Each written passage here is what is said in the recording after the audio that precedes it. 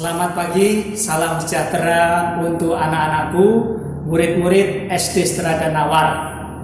Hari ini 10 November 2020 bertepatan dengan Hari Pahlawan. Tema besar tahun ini adalah Pahlawanku Sepanjang Masa. Hari ini kita akan disungguhkan, akan dipertontonkan kepada kita semua bagaimana gambaran perjuangan arek-arek Surabaya yang dilakonkan atau ditampilkan oleh Bapak Ibu Guru. Semoga ini menginspirasi kalian semua dan kalian menjadi generasi penerus yang handal.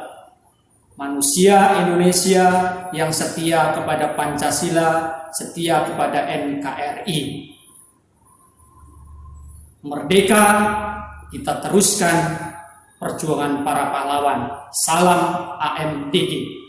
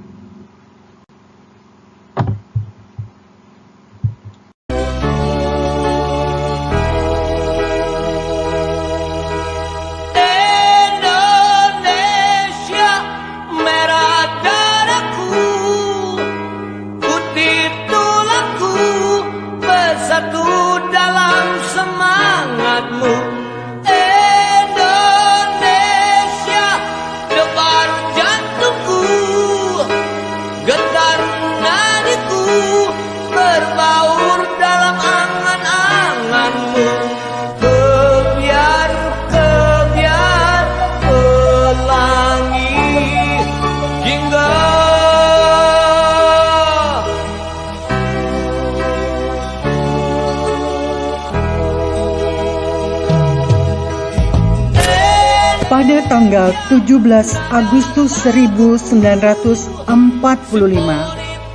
telah dicetuskan sebagai kemerdekaan Indonesia. Akan tetapi, para sekutu tidak menerima kemerdekaan Indonesia. Jauh dari ibu kota Batavia, terjadi sebuah perlawanan yang dilakukan rakyat Surabaya yang dikenal dengan sebutan Pertempuran 10 November.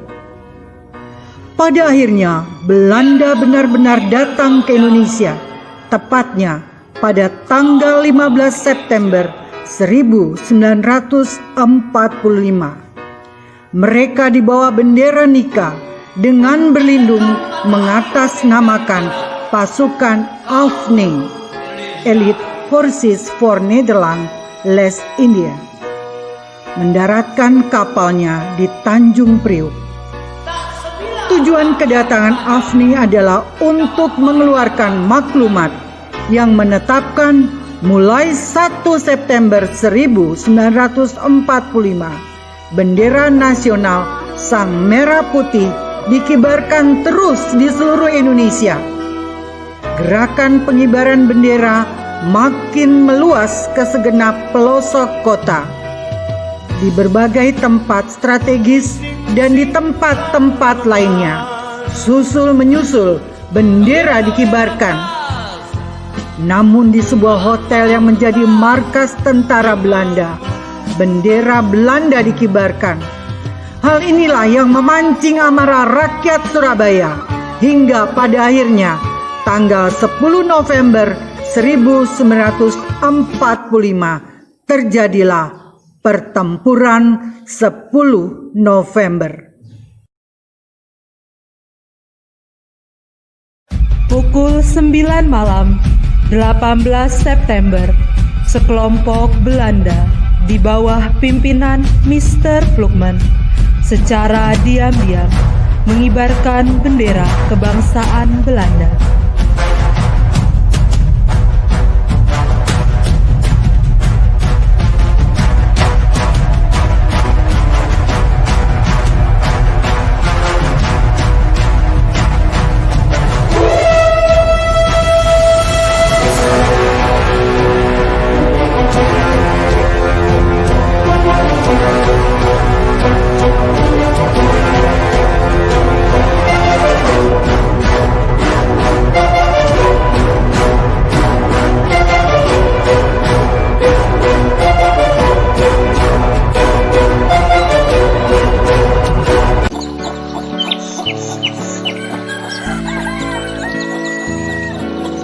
Keesokan harinya terjadi sebuah aksi heroik menuntut diturunkannya bendera merah putih.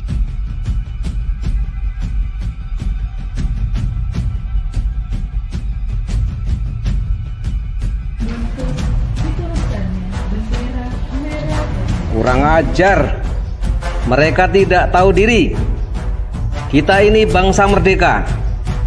Ayo kita turunkan bendera busuk itu. Turunkan bendera itu. Turunkan bendera. Tiba-tiba datang rombongan Sudirman beserta Sidik menenangkan suasana.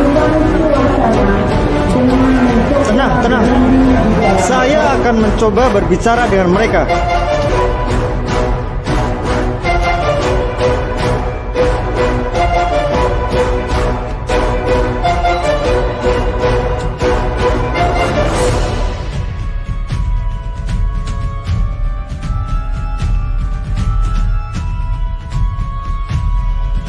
Setelah suasana menjadi tenang, Sudirman dan Plukman duduk berunding. Sidik dan Kusno Wibowo mengawal dari dekat.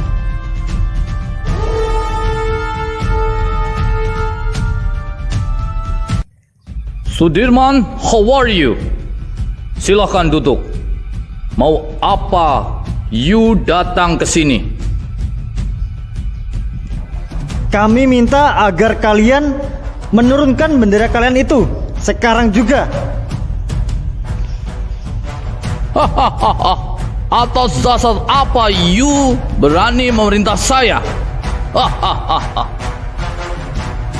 Presiden Soekarno telah memerintah agar bendera merah putih dikibarkan di seluruh wilayah Republik Indonesia. Tidak bisa.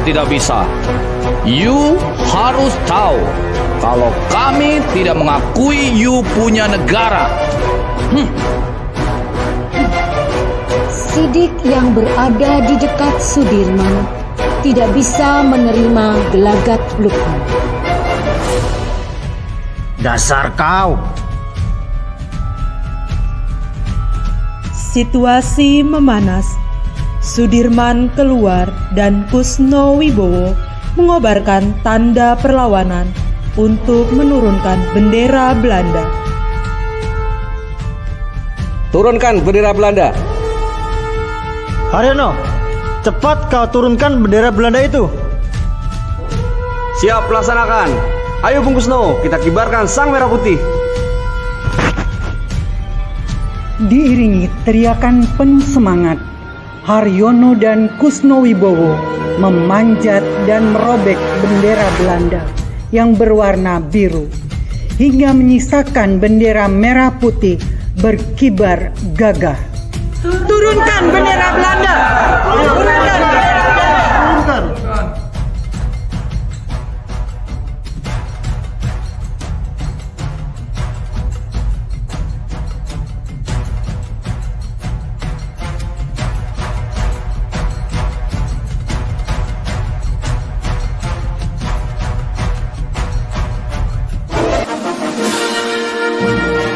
Kepada sang merah putih, hormat, gerak,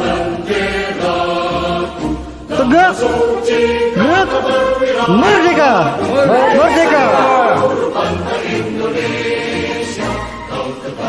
Dengan teriakan merdeka itu, rakyat Surabaya menyambut kemenangan mereka dengan penuh sukacita.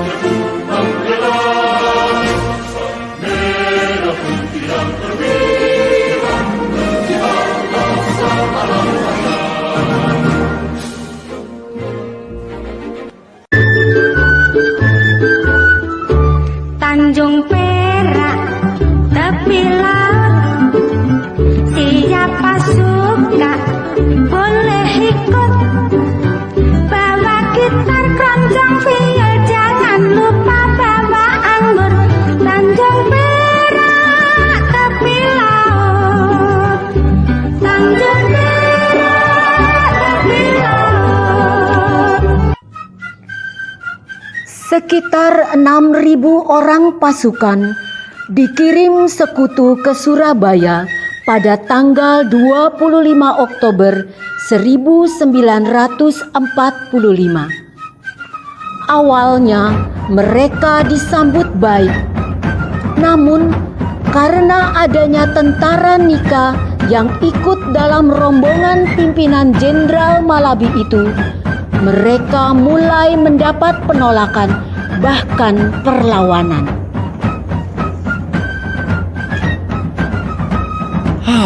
Akhirnya aku sampai juga di Indonesia. Akan aku kuasai semua daerah di Indonesia ini.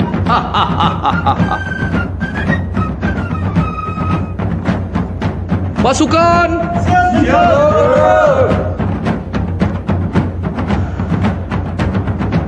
Bagaimana keadaan pasukan kita? Lapor, Jenderal. Semua pasukan sudah siap. Tinggal menunggu perintah. Bagus. Kapten Shaw, Siap, Jenderal. siapkan pasukanmu. Laksanakan kejutan khusus untuk mereka. Sementara yang lain, siapkan keberangkatan kita menuju Gubernur Surabaya. Siap laksanakan perintah Jenderal.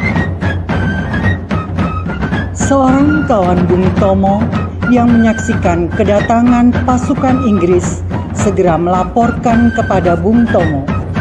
Bung Tomo pun mengabarkan kedatangan Inggris secara meluas.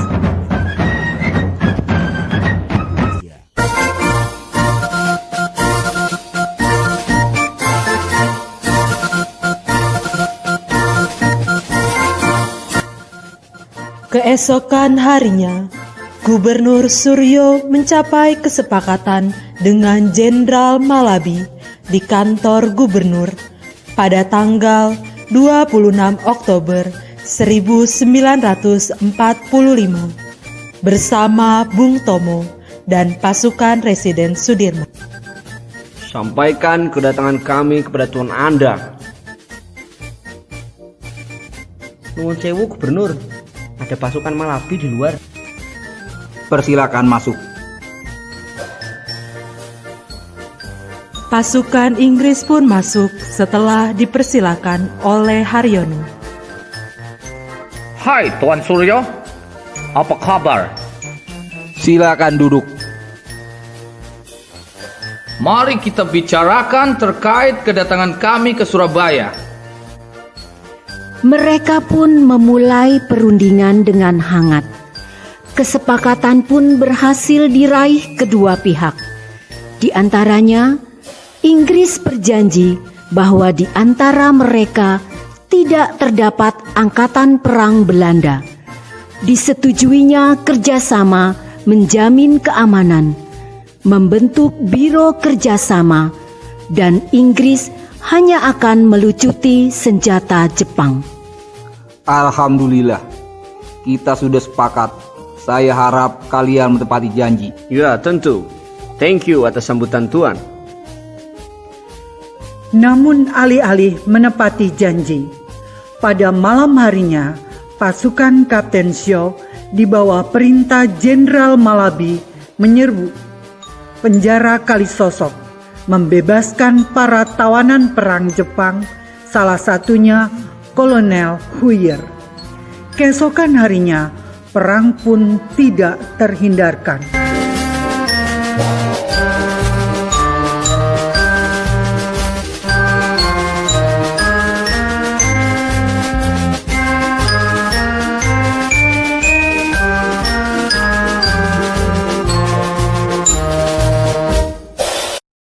Pukul 5 sore, tragedi fatal pun terjadi. Di Jembatan Merah, dekat gedung Bank Internasio, Jenderal Malabi tewas. Dibunuh pejuang Indonesia yang tidak diketahui identitasnya.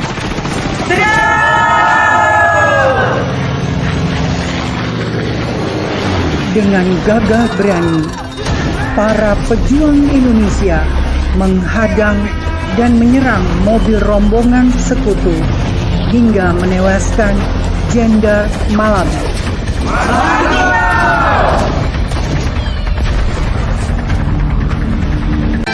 Setelah kabar ultimatum, pertemuan tokoh-tokoh Surabaya diadakan di kantor dinas Gubernur Suryo.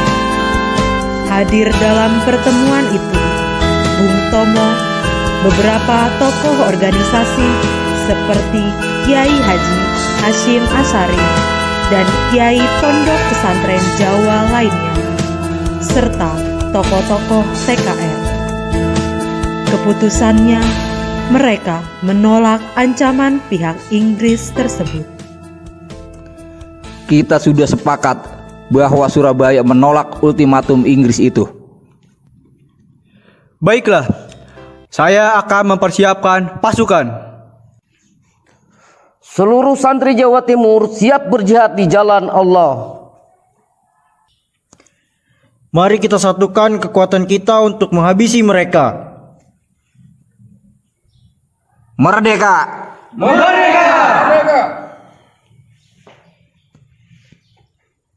Usai perundingan singkat itu, seluruh komponen Surabaya bersatu dengan satu suara perang melawan sekutu. Para tokoh kemudian mempersiapkan perlawanan. Sementara para kiai berdakwah di hadapan santri-santrinya. Bung Tomo mengobarkan jiwa arek-arek Surabaya dengan pidatonya yang mengguncangkan Surabaya. Indonesia ini adalah negeri yang dirahmati Allah. Kita harus mempertahankan Surabaya dari sekutu iblis itu. Allahu Akbar. Allahu Akbar.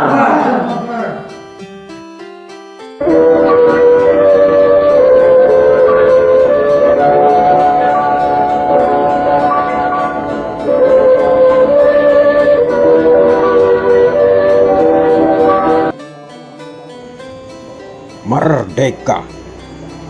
Saudara-saudara rakyat di seluruh Indonesia, terutama saudara-saudara penduduk kota Surabaya, kita semua telah mengetahui bahwa hari ini tentara Inggris telah menyebarkan pamflet-pamflet yang memberikan suatu ancaman kepada kita semua.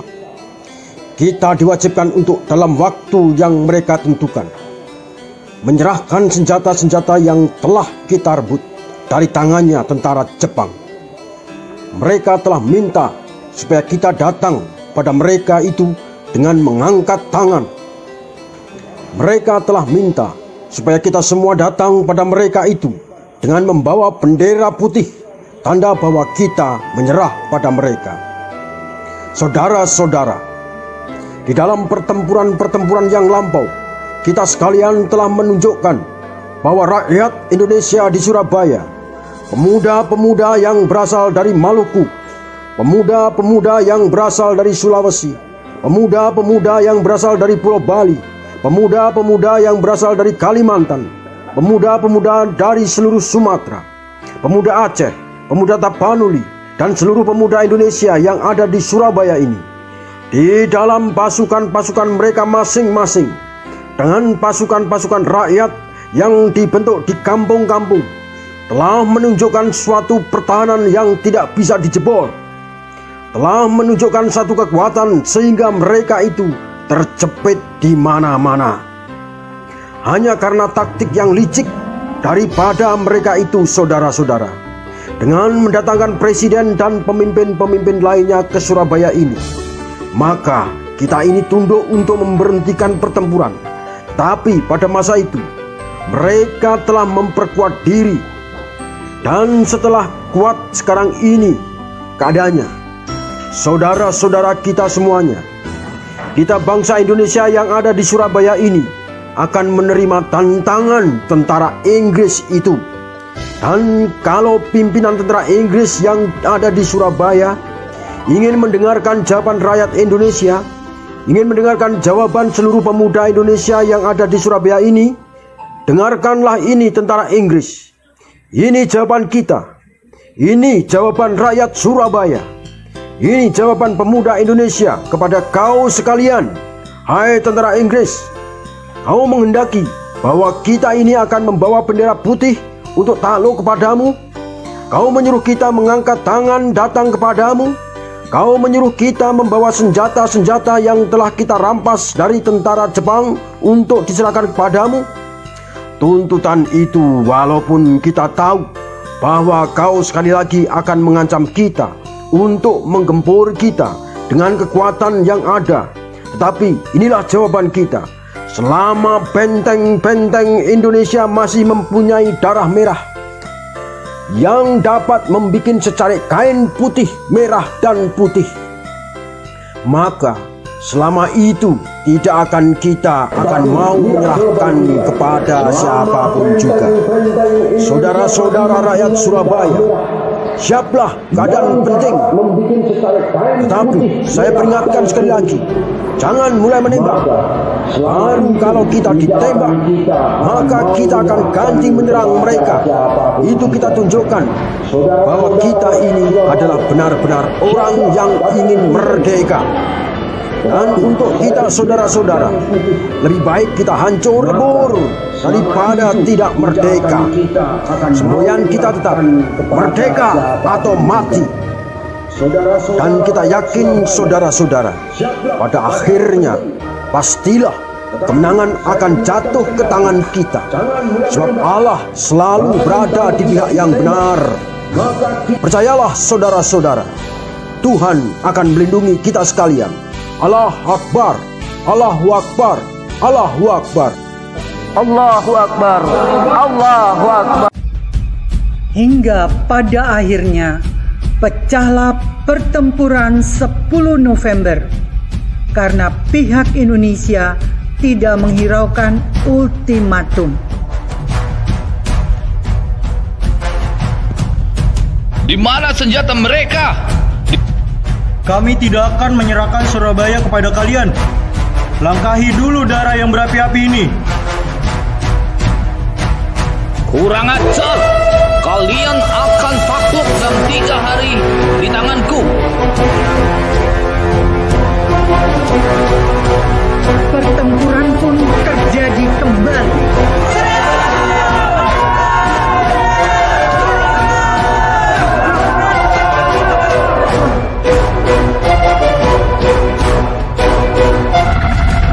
Pada mulanya, rakyat Surabaya berhasil menekan Setia. Namun karena menghadapi senjata canggih, rakyat Surabaya pun kuat. Perlawanan rakyat yang pada awalnya dilakukan secara spontan dan tidak teratur, namun makin hari makin berkembang. Walau demikian, hingga pada akhirnya Surabaya pun takluk dalam waktu 3 minggu. Pada tanggal 30 November 1945, sepanjang mata memandang bergelimpangan mayat terbujur kaku, hangus, serpihan daging, dan ribuan orang. Sekutu harus membayar sangat mahal dalam penaklukan Surabaya ini. Ratusan ribu orang menderita dan harus meninggalkan Surabaya. Kebanyakan dari mereka mengungsi ke Sidoarjo dan Mojokerto.